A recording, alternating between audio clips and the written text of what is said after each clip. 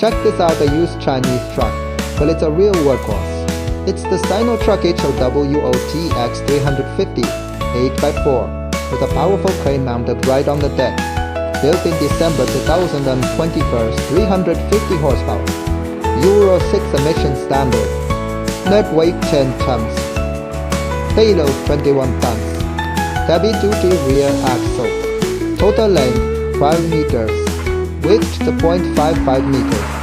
The crane can lift up to 10 tons with a 4-section boom and full rotation.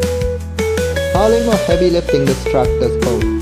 Only $36,200 FOB China port. Going cheap.